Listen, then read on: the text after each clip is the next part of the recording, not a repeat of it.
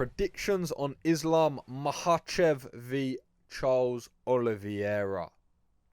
The champion has a name. It's Charles the Bronx. Now, I've been saying for a long time, if you followed my channel, you would have known by now, I'm a big supporter of Islam Makhachev. I believe he is the second coming of Khabib 2.0. He does have exceedingly strong grappling credentials. He is a very good striker, an underrated striker. He does have good submissions. He does have incredible top pressure. However, the champion has a name. It's Charles Oliveira, and I'm done doubting the man. I'm going to be honest, I'm done doubting Charles Oliveira. And I thought about something the other day.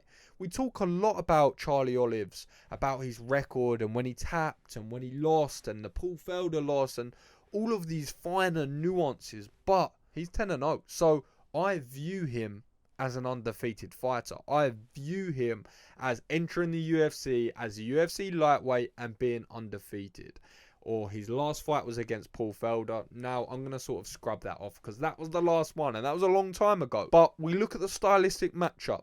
Obviously, we know the grappling credentials of Islam. But when we look at Charlie Olives now, we know that he's happy for you to take him to the ground. Now, the conversation's going to be a little bit different because of the top pressure of Islam. And he's going to be so smothering and his grip's going to be so tight and there's not going to be a lot of separation. So it's going to be hard for Charles to throw up triangles and arm bars and the things he usually catches people with. He's not going to be able to slip and take the back as easy with Islam as he is, for example, Dustin Poirier or Justin Gaethje, who don't have that innate grappling instinct. But Oliveira is one of, if not the hardest hitting lightweight at the moment. Pound for pound, he's one of the hardest hitters in the UFC. Now, we look at the Justin Gaethje fight and that's exactly what he said. So we know he's happy to stand up. And he's got all the advantages there. Yes, I think Islam's a good striker. But is he as good as Charlie Olives? Absolutely not. Not in my opinion. The diversity of Charlie Olives' striking is very underrated. His Muay Thai clinch, his knees, his elbows, his close work, his at-range work, his power shots, his left, his straights, his hooks. Everything is so tight and succinct and beautiful because he knows he can throw reckless abandon, because if he gets touched or if he gets hit or if he's in an uncomfortable position, he lies on his back like he's having a day out at the beach and he invites you in. Now, of course, Islam's going to be very accepting of that position, but it's not to say that he can't get submitted. It's not to say that he can't create a scramble and create a crazy scramble where he can sink something in. So I think that's a very interesting fight.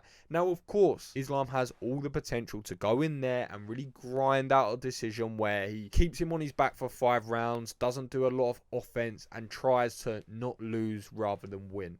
I think Charlie Olives can stop him. I think he can keep it standing long enough to switch him off or at least knock him down.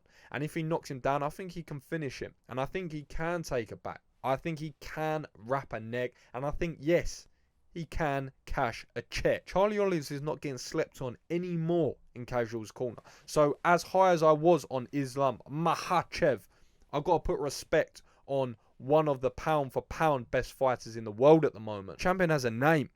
It's Charles Oliveira.